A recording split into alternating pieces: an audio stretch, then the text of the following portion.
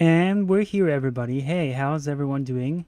Uh, Let me know if you can hear me right now because I have been having some technical difficulties, especially on the YouTube side of things. So if you could only just let me know if everything works hopefully as intended. I see some people are already here. Batman just chilling in the records room. That's right, we're still chilling in the records room. And hey, Moth Bloss, you're good here. Awesome. Okay, that's good to hear. Yeah. We have some stuff to talk about today.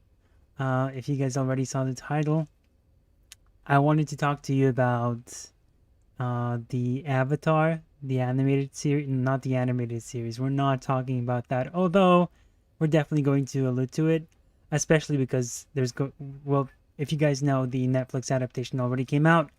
So first, I want to know, do you guys know what the Avatar, I know some of you probably already do, but I know that some people, I don't know about everyone. So I want to ask you guys if you know what the Avatar The Last Airbender series is. And let me know because I'm curious to hear about like if you guys even have you guys watched that show? It's a animated TV series, right? And I know some of you already have, but I don't know if everyone has. All right. Never watched it. Okay, that's interesting, Sir Diesel.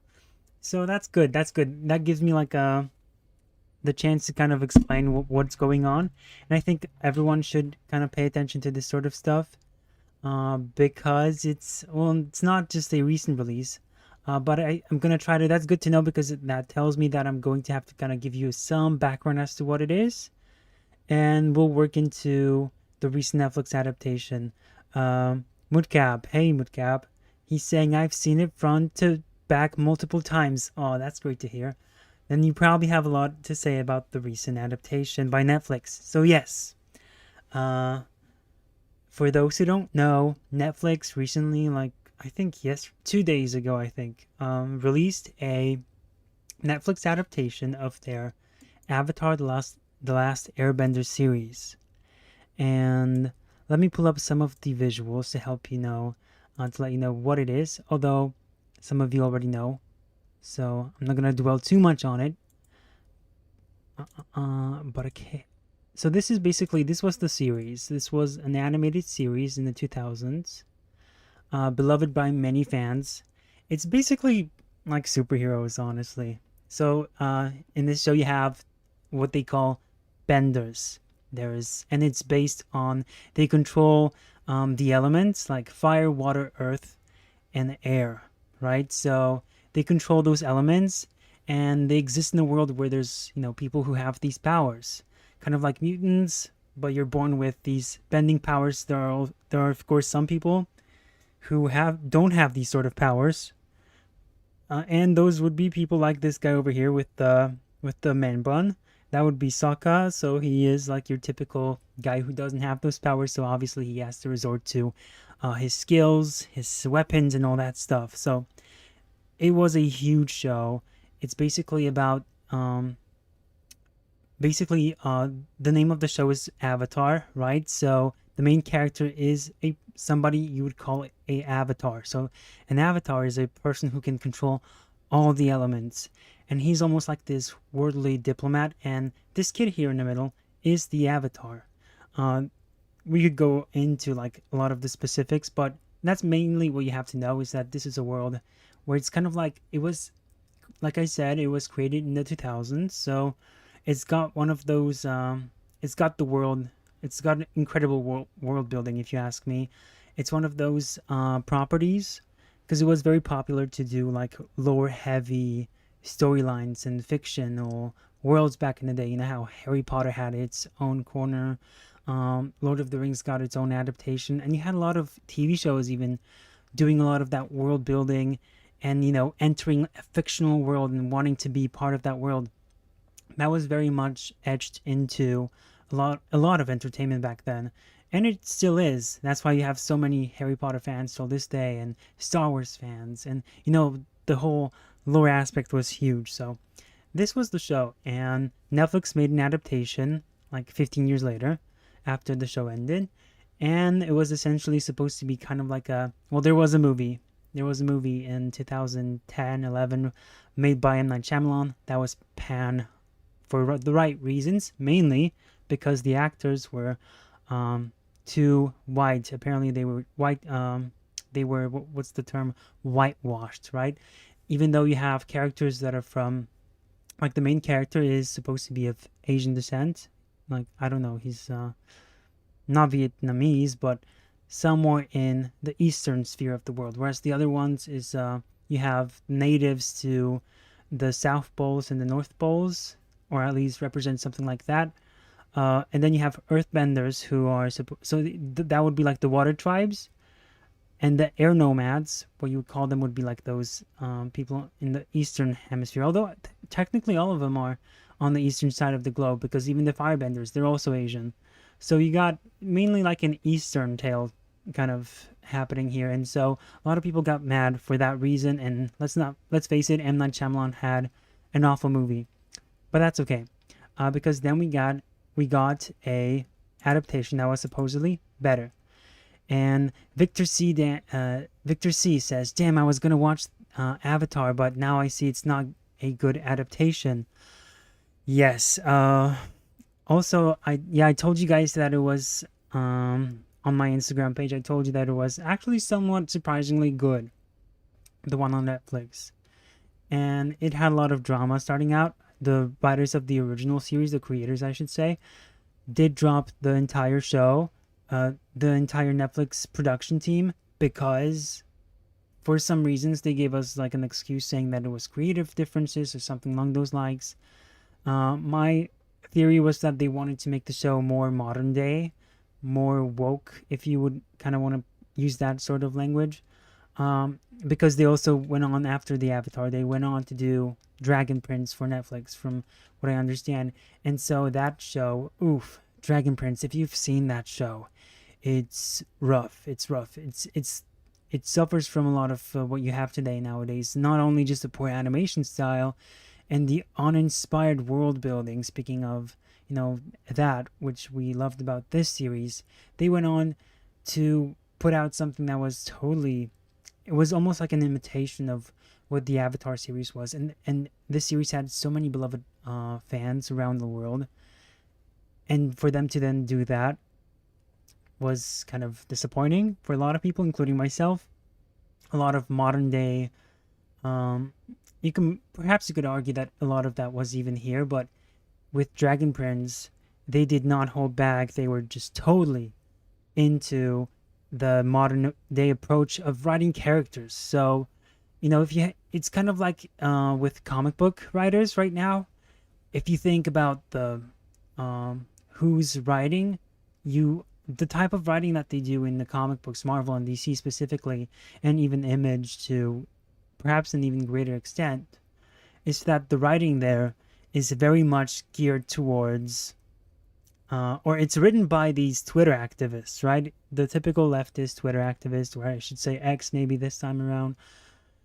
And this is the sort of writing that they sort of went into, and this is the show that they ended up going with. So that was that. So I think that's enough for the background.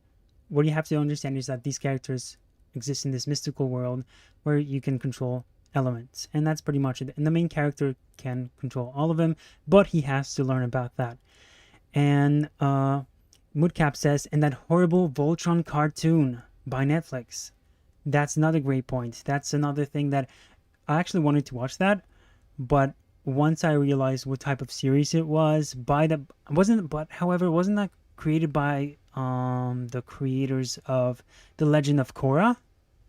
Because for those who don't know, The Legend of Korra was a sequel series, and I think the original creators were not as involved in that as they were here. And The Legend of Korra was about a female avatar. So here you had a boy, then you had a female character who basically kicked off the whole Mary Sue movement alongside Rey. She was even before Rey from the sequel trilogy. She was one of the most Of course, there were Mary Sues before, but like the term really took off with her. And if you're aware of the YouTube channel ER, he made a great length, like a great analysis that goes great into like in depth into everything wrong with the sequel series. Moodcap says, yeah, the showrunners of Korra made Netflix Voltron. Right. So I don't even know if it was the original creators, but Legend of Korra, the Legend of Korra, man, it was something. I actually enjoyed it when it came out because I wasn't as tapped into a lot of the stuff that they were trying to kind of push with that show, and at the same time I wasn't as tuned in into the characters they were writing. And hey Hosuke, hey, what's up? And I wasn't necessarily, when you watch shows and then over time you realize that, hey, this is actually somewhat bad if somebody explains it to you. That was the case with The Legend of Korra, one of those shows, and you realize, yeah, that show is plagued with so many issues, as was Avatar, the original series. However, with The Legend of Korra, like I said, everything that was in that series, like the whole Mary Sue thing, that's something that I realized later, how the character had no flaws, how she was constantly giving people so much attitude. She thought she was superior than everyone else, and the way she was introduced, like this is something I totally missed when I first watched the series. The way the character was introduced, The Legend of Korra, I might actually have to pull it up because Legend of Korra, because it was just to kind of show you what they did with that character. I'm gonna do it. Yeah, I'm gonna show you guys the clip, but I did not prepare for it, so you guys gonna give me a second. And you know what? I'm gonna also play you the beginning of Avatar: The Last Airbender. That's going to give you like a very good synopsis of what the whole thing is, as well as give some people like a nice reminder, a look back on what once was. Yeah, I think that's the best way to go about it. So let's see. Let's do this. And so yeah, some of you guys have watched it and some of you guys have not watched it. And then Netflix went on to do their thing. And for me personally, when I ended up watching the show, I was actually somewhat surprised because, of course, they made a lot of changes, but that was almost to be expected because you can't expect a one-to-one remake. And at that point, you're wondering, what's the point of making any of it at all if you're going to change it? But I think that's an argument you could make for anything. All right, I got it. The intro. So this is the original show. This is the original show. And hold on, let me find this audio. Let's make this bigger for everyone. This is the intro of the original show. So this is what plays in front of every episode. And some of you probably already know this by heart. But it's not going to spoil you anything. So that's like a good thing if you haven't watched it. But if you have watched it, then you already like know this by heart. You can probably say it from memory. Let me find this thing. What is it called on my timeline? Okay, I see it. Just give me a second. Awesome, let's watch it. So yeah. This is going to be what plays at the intro. So it's going to give you a nice context as to what's happening. Let's play it from the beginning. And tell me if you can hear it well. Water. All right. Earth. Fire. Air. Long ago, the four nations lived together in harmony. Then, everything changed when the Fire Nation attacked. Only the Avatar, master of all four elements, could stop them. But when the world needed him most, he vanished. 100 years... So yeah, essentially, there were four different nations. The Fire Nation kind of went berserk on everyone. They were kind of like for the lack of a better comparison, and to be kind of lazy with my comparisons here, they were supposed to be like the Nazi stand-ins. Sorry, Yahtzees, because I don't want to get demonetized. Demonetized. I don't want to get taken down or something. I don't know if that's like a trigger word. I think it is for YouTube and perhaps maybe even on Twitch. So yeah, there were 4 nations. The Fire Nation attacked because they thought they were superior, the superior race. And then what happened next? There was supposed to be the Avatar, but the Avatar disappeared for some reason. The 4 nations lived together in harmony when the Fire Nation attacked. Only the Avatar, master of all 4 elements, could stop them. But when the world needed him most, he vanished. 100 years passed and my brother and I discovered the new Avatar, an airbender named Aang. And although his airbending skills are great, he has a lot to learn before he's ready to save anyone. But I believe Aang can save the world. And that's the intro of every show. So that was the first one. Now for the second one. Let me pull that one up. So this, to clarify, this isn't for the Legend of Korra, so the sequel series. Oops. The White Lotus has on. Alright, this of course is not the intro of every episode. This isn't the opening, but it is the first episode. And this is how you're basically introduced to the main character of the entire show. That you're supposed to be on. Let me find what I'm trying to, so that I can hear it with you guys, because I have to change something in my settings. All right, it should play. But this is how you're introduced to the main character of the entire show that you're supposed to be watching. And this is something I did not realize at first. Okay, so for context, they heard about the new Avatar, the new person that's supposed to be the one who is able to control all the 4 elements, and so they're going to this person right now to meet them.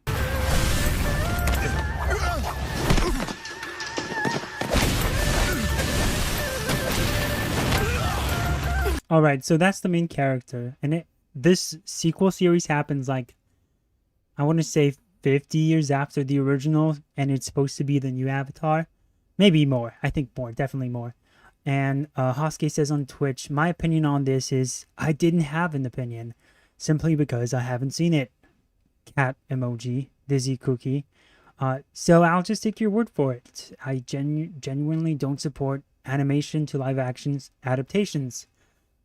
I think you could probably, in terms of One Piece, you could probably tell better than me on that matter. So why did I cringe, or why did I kind of like take notice to that one moment in the video? Because like you see, she's controlling all the elements right away except for air, but she's controlling 3 different elements right away. This is a skill that Aang, the main character, his name is Aang, and Aang had to learn all the elements. It took him the entire series to learn all of them. Whereas for her, she's already got all 3 of them mastered. And that's not, like, you could say that her native power is water, therefore she should be able to even control that. But even water, you should be, you know, as a waterbender, that doesn't necessarily mean you're already good at waterbending. And Moodcap says the first few seconds of the show contradicts so much from the original series. Exactly, like for example, like I mentioned, the ability to control the elements itself. And then, when she enters the fray, and she says these words, I'm the Avatar! You gotta deal with it! I'm the Avatar, you gotta deal with it. That line flew over my head when I initially watched this, but I always thought it was strange when I watched this episode. Because I thought to myself, well, why is she saying that, you know, you gotta deal with it, I'm the Avatar, like, why? And then over time I realized, oh, right, she's referring to the audience, kind of like the Ghostbusters movies. The female Ghostbuster one had that line about acknowledging the trolls online, that we're calling them out.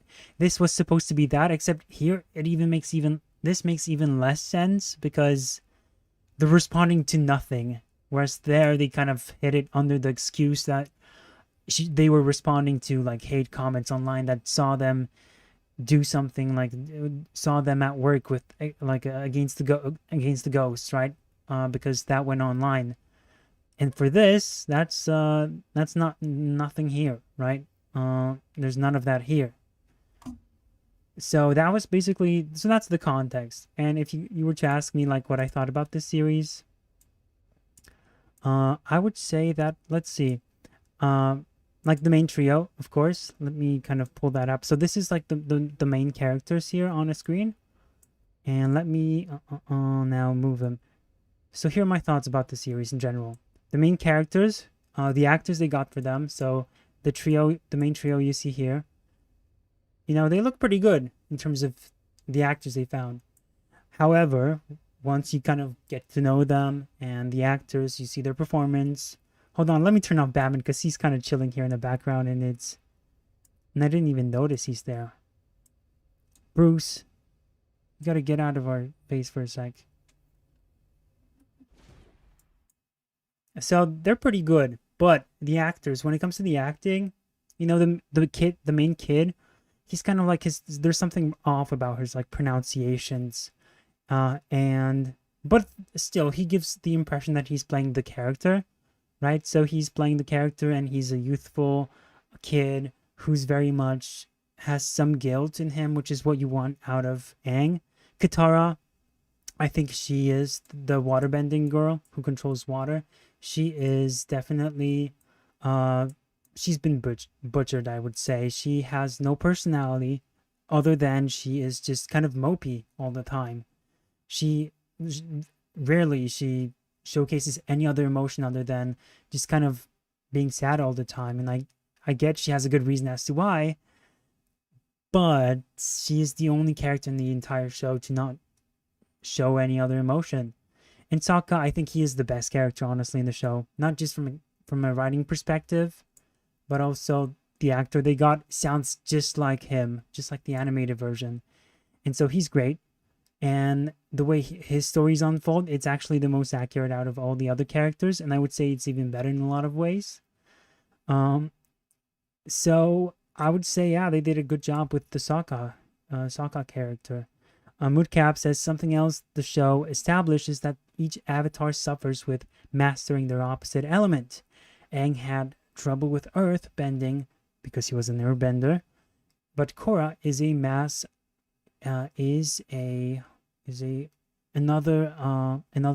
instance when the logo or like the emojis are covering up what you guys are saying. That's really annoying, but you're saying, but Korra is a master of fire, is what I'm assuming you're saying. But Korra is a master of fire as a 4-year-old, right? And her native bending technique is supposed to be water bending. Yet she's perfectly amazing with fire. So that begs the question, why? And again, that's like the whole Mary Sue thing. So the trio is okay, right? The main trio is okay. And then there was other characters in the show. But I think like Zuko, for example, there we go, there's the other crew. So the main antagonists. So here is Zuko. He looks great, I would say. I mean, the whole ponytail, although, let me tell you, the costumes, the hair and the makeup is actually really bad. Every single costume looks like it was handcrafted the day before. The costumes look very clean, they look like fake costumes. That's what they look like. And I do appreciate how accurate they are in terms of the design themselves, but the fabric and how worn out they look, they do miss the mark, especially more of like what Uncle Iroh is, the old man in the middle, is wearing. That's an instance of a character being totally changed in terms of like not just his personality. We'll get to that too, but his costume is off, you know. It doesn't look right. Same with Azula, who at first I had some issues with because Azula's supposed to be like a skinnier character, she's supposed to be like a villain, so she's supposed to be a bit more skinny on her face, like there's less meat on her face. But I guess, you know, they were trying to make her more, some would say, more accurate to the territory that she comes from.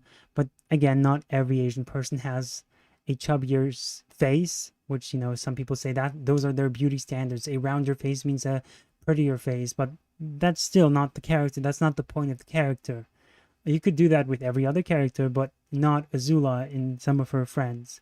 So, yeah. So I do think Zuko is this actor. He sounds very whiny.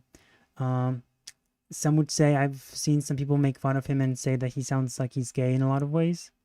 I mean, hey, he does sound like that sometimes. Iroh, the uncle, who's supposed to have a very close relationship with Zuko, the prince on the right of the Fire Nation. These are all fire guys. He's supposed to be a wholesome uncle who is the wisest one with experience. He served in the war. And in this case, we have a guy who is trying to pretend to be an actor who is really trying to do that, but it's not clicking the same way, partly because of the writing, but at the same time, I think the actor perhaps is not giving it the right sort of direction to have that same performance. Yeah, but so yeah, I kind of, when I said yesterday that this show was good, I only watched the first 5 episodes, which I already told you guys. However, what happened after those episodes? I finished the show with the 6th, 7th, and 8th episode, and a lot of stuff happened since then, especially the last one. I think the last episode just totally imploded on itself. So I'm going to show you guys clips, and it's going to really delve into the issues of the modern day sort of writing that you can expect with every single one of these shows. And I think I'm going to show you guys the 3rd act. Let's see. So yeah, so there's going to be a lot of identity politics coming up, which you could say the first episode even had that, which the air nomads, the guys who are responsible for the air elements, those who airbend, they're supposed to be a riff or like a counterpart of the wise monks, and they're accepting women into their ranks in this show. That was not the case in the original series, so that already kind of annoyed me, I gotta say. But I figured, hey, there were some redeeming qualities about the entire show, so let's keep watching this. And it was good until the very ending. This is a scene from the last episode, and it's the whole clips. I'm gonna show it to you guys. This is supposed to be the final battle in one of like the main water tribes. So this is supposed to be Fire Nation attacking the water tribe.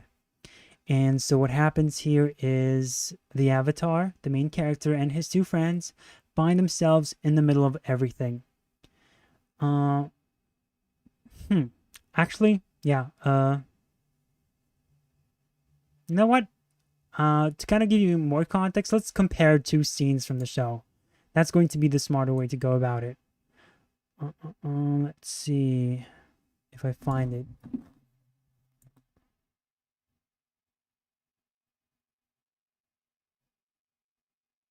Come on, come on. So tell me if you guys have watched the Netflix series. Moodcap says he didn't watch it, right? You have not watched the series. Dang it, I can't find it right now.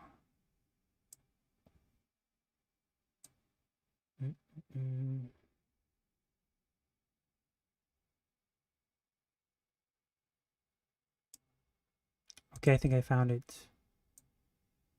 Yes, so I'll show you guys like a comparison of what he had in the first, in the animated series, the type of animation they had.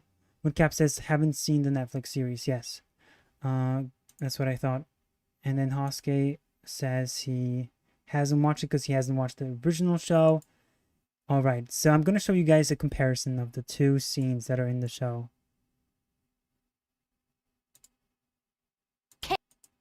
All right. So this is a scene from the... So this is a scene where the trio, lol. The trio basically goes to this northern water temple.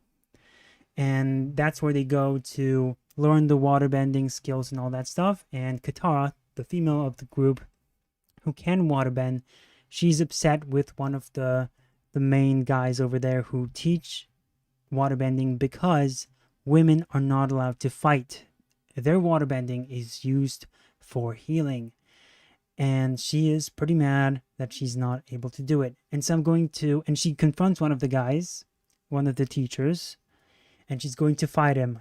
She's going to basically confront one of the masters of waterbending, and it's not going to end well for her. So let's see the comparison of the two scenes to kind of give you an example of what kind of changes we're dealing with here.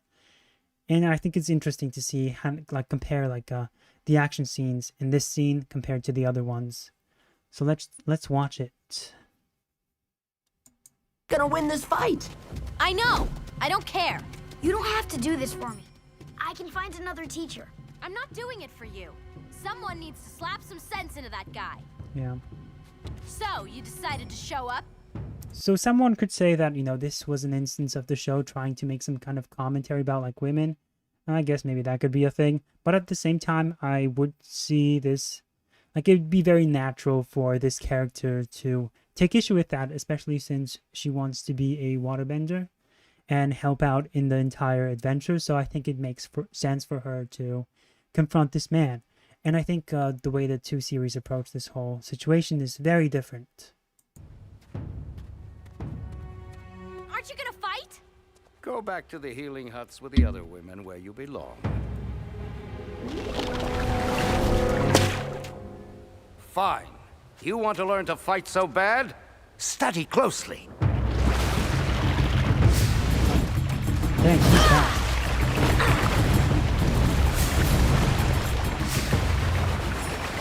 Don't worry, I'm not going to hurt you.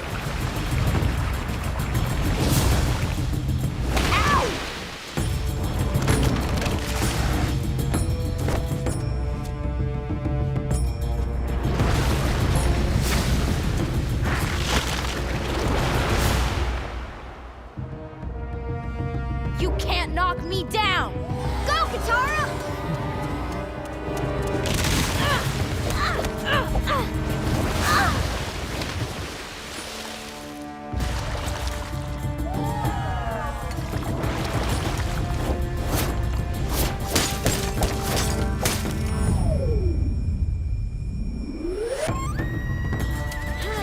I actually don't know if Paramount is gonna get mad at me for showing this. So let's mess with this for a second, just so the copyright infringement doesn't go off on me. So he's definitely owning her right now.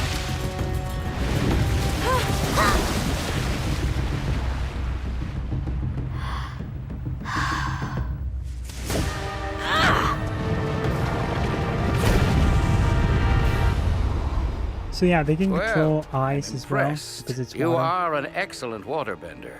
But you still won't teach me, will you? No.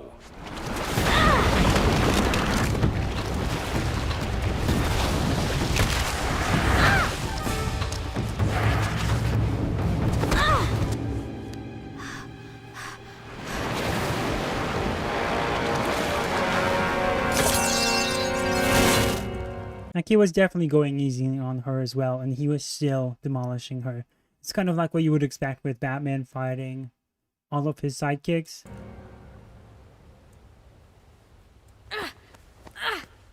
This fight is over. Come back here! I'm not finished yet! Yes, you are. This is my necklace. No, it's not. It's mine. Give it back! I made this 60 years ago. For the love of my life. For Kana. My grand-gran was supposed to marry you? I carved this necklace for your grandmother when we got engaged. I thought we would have a long, happy life together. I loved her. But she didn't love you, did she? It was an arranged marriage. Gran-gran wouldn't let your tribe's stupid customs run her life. That's why she left. It must have taken a lot of courage. Uh-oh. I'm getting... Oh, crap. That's hilarious. More info. No.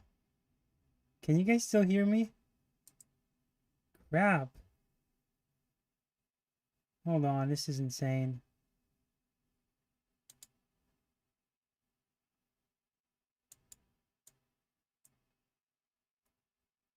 Uh-oh. How about Twitch? Okay, so you guys on Twitch can hear me, I think. Yeah, the people on Twitch can probably hear me right now. Or can you? Can you? Because there's some crazy stuff happening on YouTube. I just got blocked by YouTube. And that's not good. More info? That's crazy. Hold on. Yeah, I think Paramount got mad at me. Exempt channels from content ID claims. Well, dang. YouTube, you suck. Hold on. You are insane, YouTube. Okay, so YouTube just totally went off on me.